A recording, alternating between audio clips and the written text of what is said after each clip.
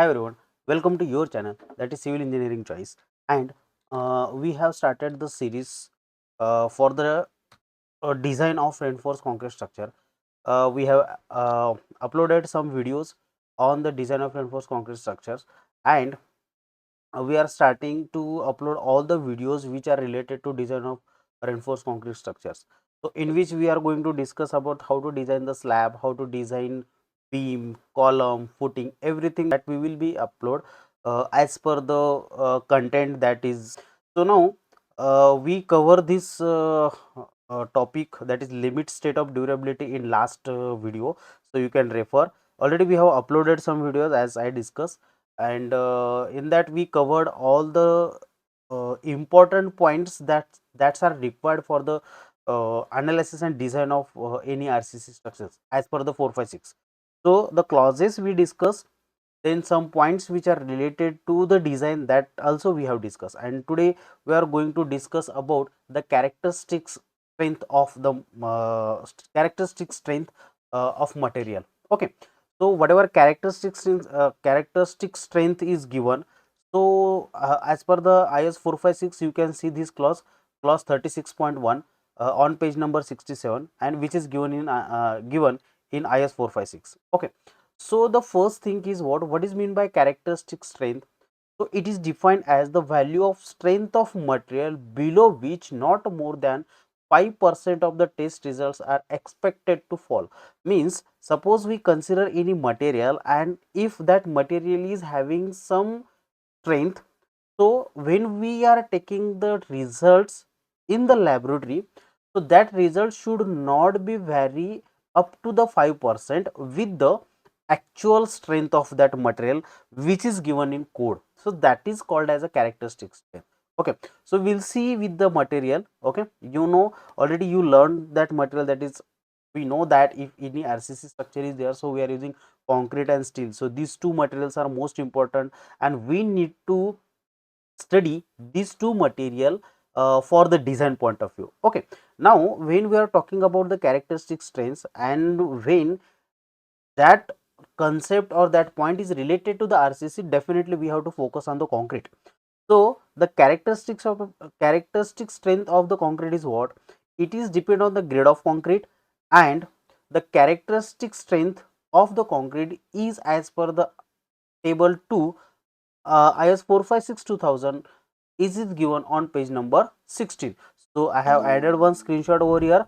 So that screenshot will shows us if the grade of concrete is there, so on that basis we can decide the characteristic strength of the concrete. Okay, so generally what happened to calculate the characteristic strength of concrete? First we are deciding particular grade of concrete. Let's say suppose we consider M20 grade of concrete. So we are preparing the mix design for the grade of concrete, and then we are conducting one test, that is compressive strength of the concrete. Okay, compressive strength on the concrete, and on that basis we are calculating the characteristic strength or the strength of that concrete. Okay, let's say suppose we consider M20 grade of concrete. So we generally expect 20 Newton per mm square. Okay, we generally expect 20 Newton per mm square strength of that concrete. But suppose if that strength is varies with the 5%, maybe it's less or uh, more, so that strength is called as a characteristic strength of the concrete. Okay, and in the code, in IS code 456 2000,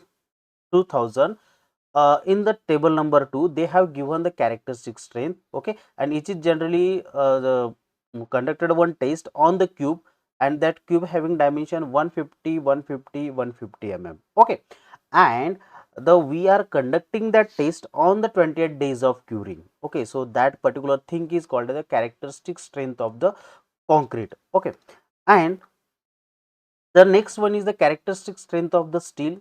As we discussed, we have to focus on the concrete as well as steel when we are going to deal with the RCC.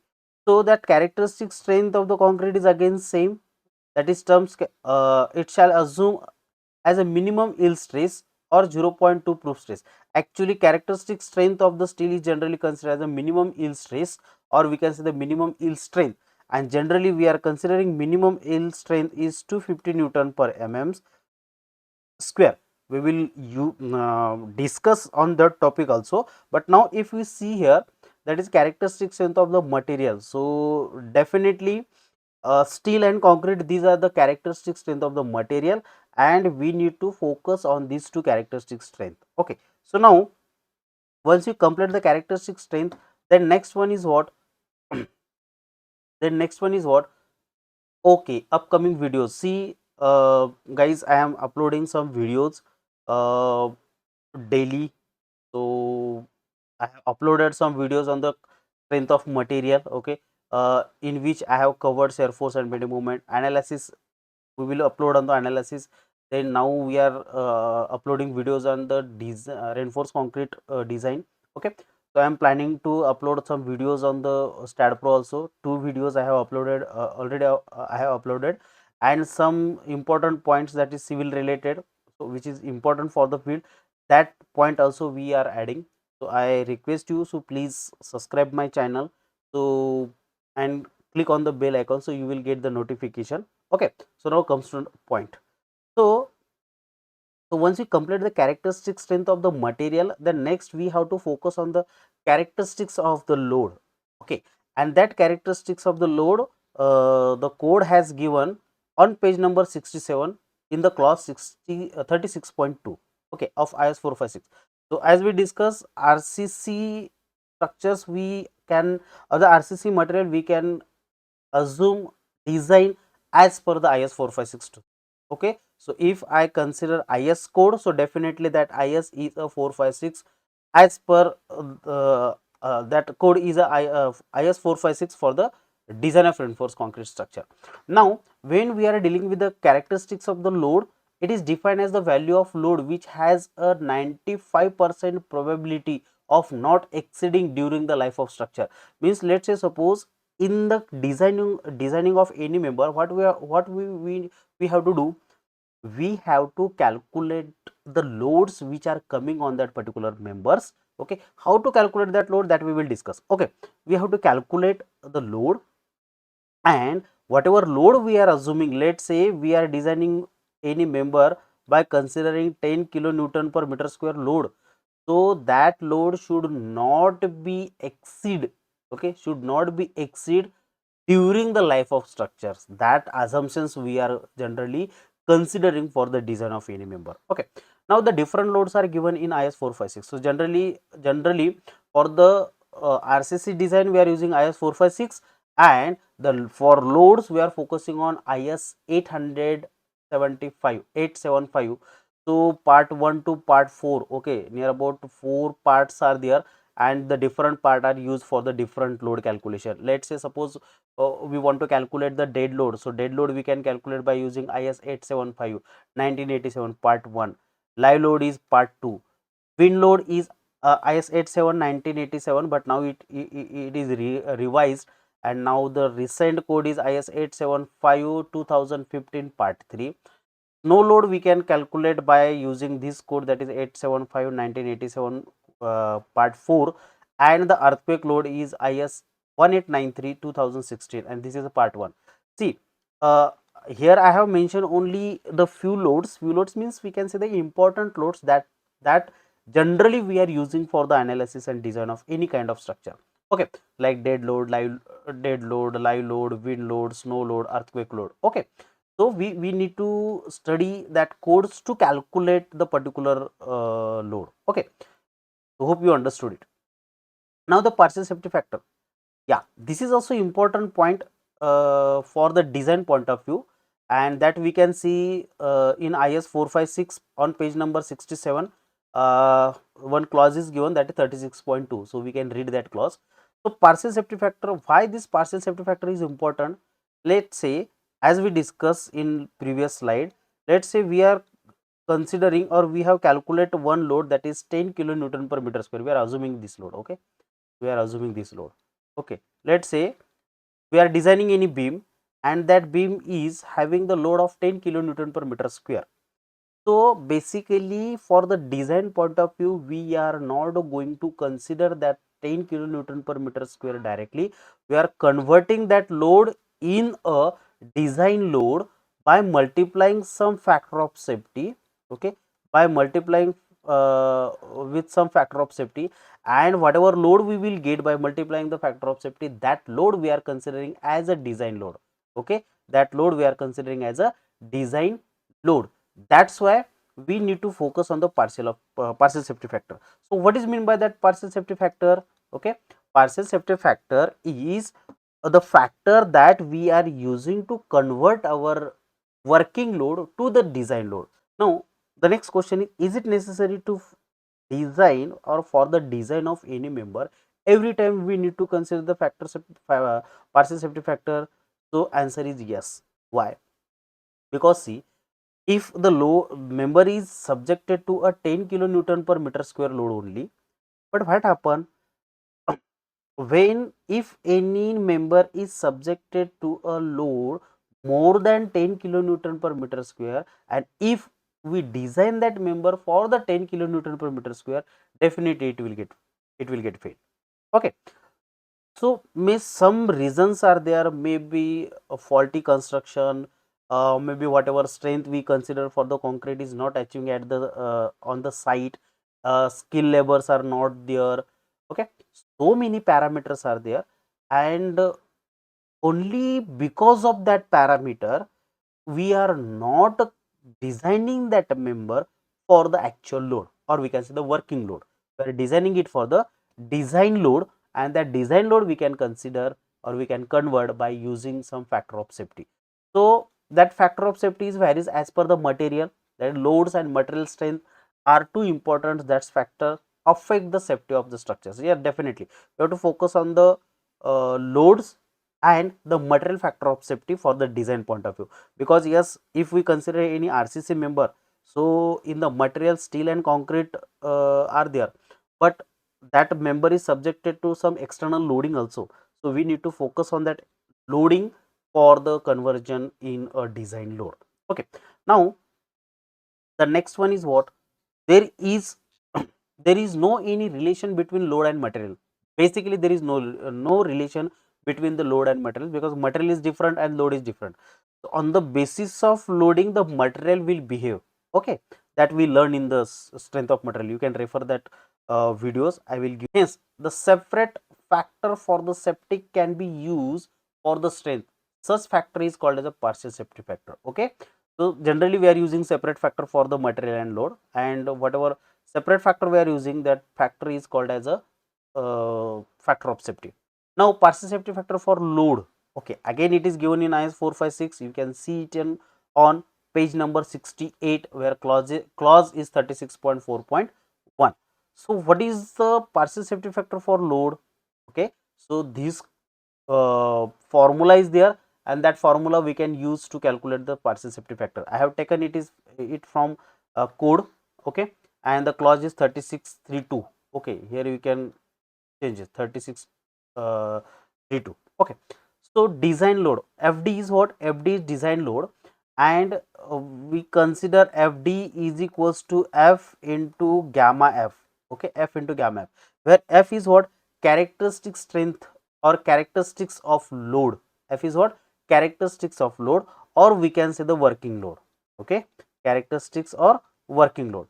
And gamma F is a partial safety factor appropriate to the nature of loading and the limit state being considered. Okay, factor safety factor as per the limit state method, general. Okay, so by using this formula we are calculating any design load. Let's say we have the working load as something. When we apply it with the partial safety factor, we will get the design load. Okay, now the different partial safety factors for the different loading is given in table 18, page number 68 of IS 456. Okay, so I have taken that screenshot. You can see in table 14, table 18, the values of partial safety factors, that is gamma F, for load is given. Okay, now here we can see the load combination: dead load plus live load, dead load plus wind load, and whatever values are given for the collapse and the serviceability. So what is mean by collapse, what is mean by serviceability? Already we have uploaded some videos on this. Okay, you can refer that video. I will give link in description box. So if we go with the collapse, limit state of collapse, So the partial safety factor for the dead load and live load is 1.5 and for wind load is 1. Similarly, when we dealing with the wind load plus dead load, so in that case partial safety factor for dead load is 1.5 or 0.9. The live load is not there, live load is absent, and wind load is 1.5. Okay, when we are considering all the load combinations with dead load, live load, or wind load, see basically what happen when we are considering any structural member, let's say beam.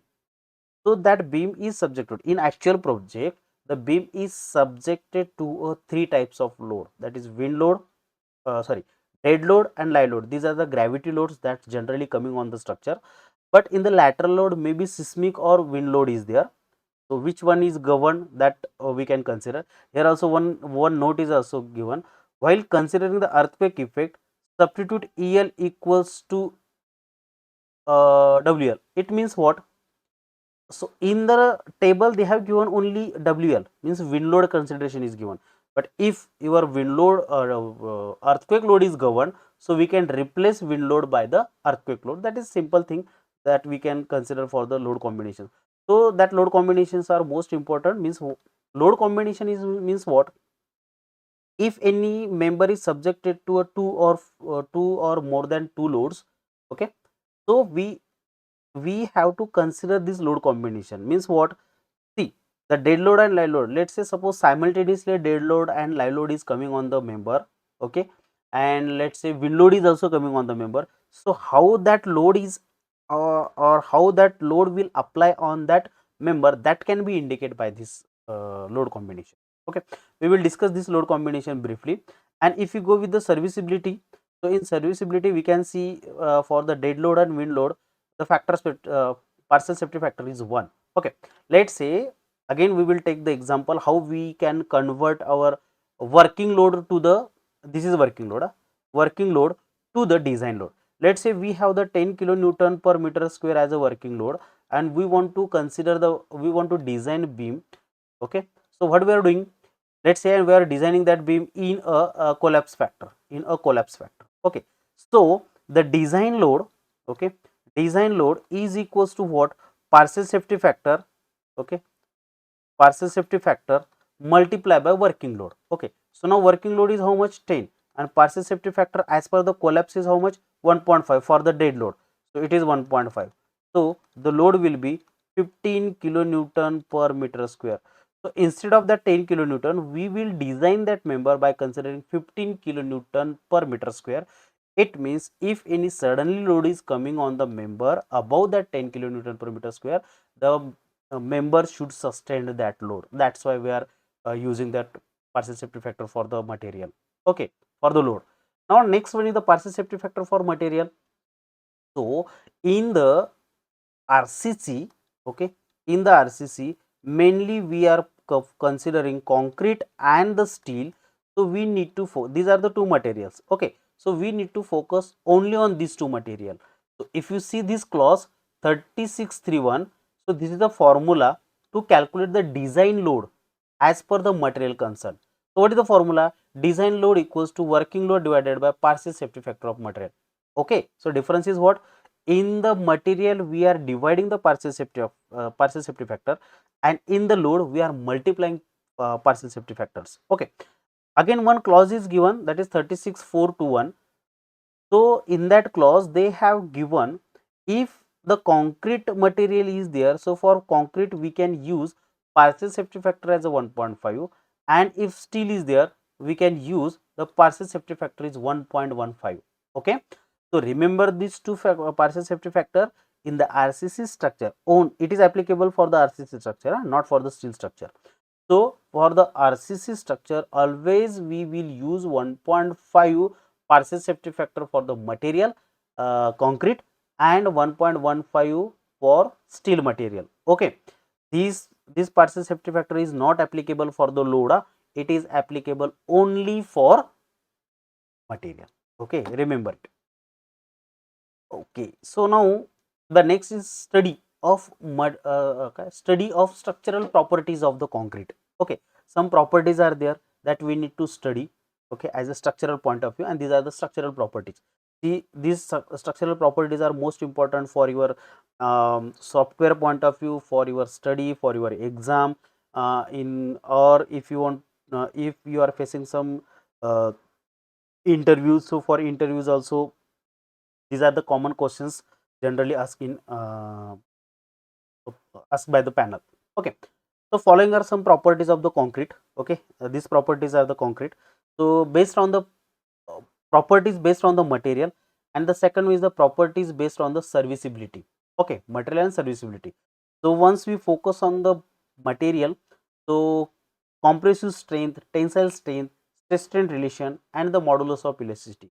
So these four properties are there that we need to focus as per the material. Okay, the basic things already I have uploaded one video in concrete technology, that is properties of material. So you can refer that video to check the detailed definitions of this characteristic strength, or we can say the properties of material. Okay, then properties based on the serviceability, that is creeps and shrinkage. So these are also some properties of concrete.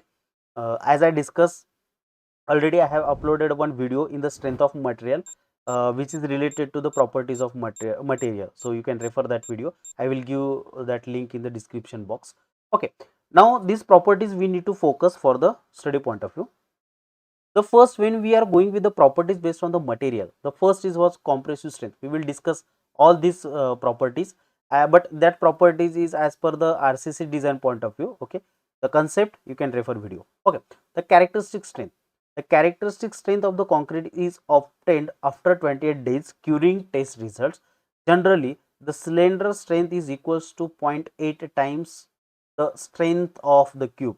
As we discuss, whatever characteristic strength we are getting for any grade of concrete, let's say suppose we are using M25 grade of concrete, so characteristic strength of that concrete is 25 Newton per mm square, and that strength we are getting after 28 days curing. Okay, and suppose whatever grade we are using, let's say M25 grade of concrete, and we want the cylinder strength, so we can just multiply it with the 0.8. Okay, so the strength of cylinder is 0.8 multiplied by 25 for the M25 grade of concrete. Okay, so this strength we can use as a cylindrical strength. Okay, so that thing we need to keep in mind. In RC member, height to slender ratio, okay, height to side ratio is quite high, and also subjected to a bending strength of concrete is taken equals to 0.6 times of cube strength. Yeah, so sometimes what happen, whatever depth we are considering for the member and whatever width we are considering for any RCC member, so that ratio is quietly high. Let's say suppose we consider 600 depth and 300 width. Okay, so that ratio is near about 2. So that ratio is generally high. So in that case, the bending strength is produced in the member. Okay, that bending strength produced in the member, bending is produced in the member. So we need to focus on the bending strength, and suppose we want to calculate the bending strength on the basis of compressive strength. So we can consider that compressive strength, let's say again M25 grade of concrete, so characteristic strength of 25 Newton per mm square. So suppose we want the bending strength, so we can simply consider simply 0.67 multiplied by 25. So simply we can calculate the bending strength of that particular member on the basis of compressive strength. Okay, so remember this formulae. It is important parameter when we are providing some design properties of concrete in the software. Now tensile strength, we know that the what is meant by tensile strength. Okay, so how we can consider that tensile strength in the concrete? The concrete weak in tension and its direct effect on the width crack in the member. Definitely we know that the concrete is weak in tension, steel is strong in tension. So that's why we are so what happen if we are not provide any steel in the member, so there will be cracks in the member. Okay, diagonal cracks in the member, and it is along the width of the member. So to avoid that cracks in the member, we need to provide the reinforcement. Okay, we need to provide the reinforcement.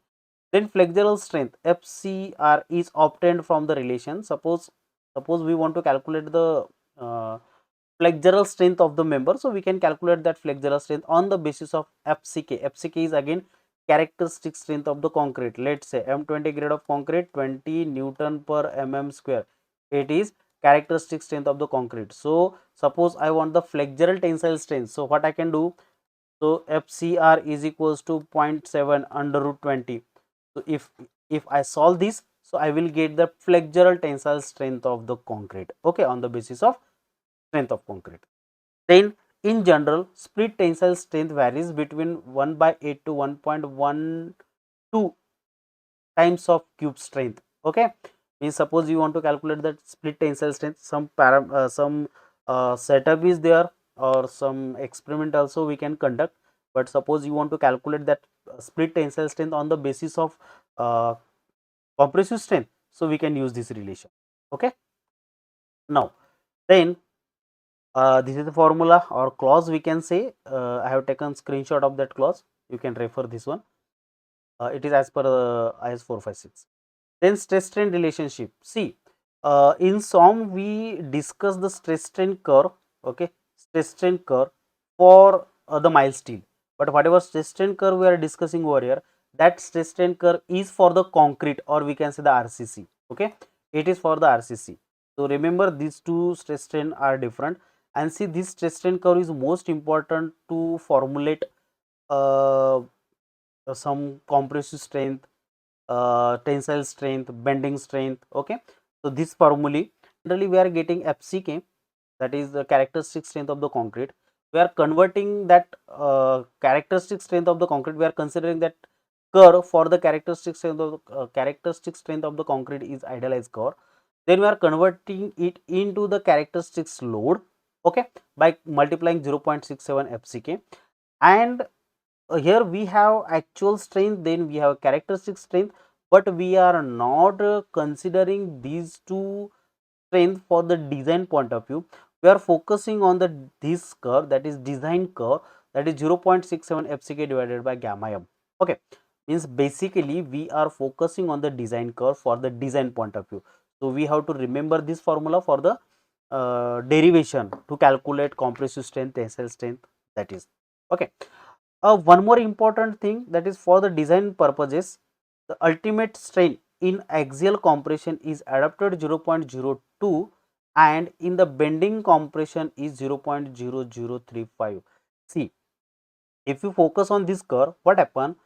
Uh, that curve is parabolic from origin, okay, parabolic from origin up to the 0.002 strain, okay. So when the concrete is achieving the strain up to 0.002, so the curve is parabola, and from the 0.002 strain to 0.0035 strain, the curve is straight. Curve is straight means what?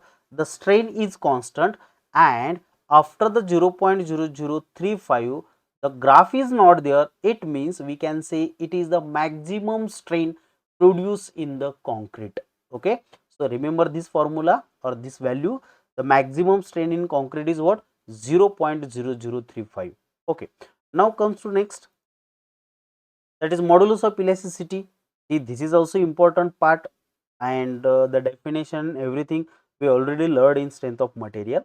And if you want to calculate that modulus of elasticity on the basis of compressive strength, so we can calculate it. Let's say suppose we have M25 grade of concrete, then characteristic strength or FCK is 25, okay.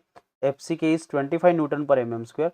So we can calculate that modulus of elasticity of concrete by considering under root, sorry, 5000 under root FCK, that is 25, and the same value we are using to give the properties input in ETAP, okay. Okay, so we are using this formula to calculate modulus of elasticity when we are giving inputs in the ETAP software.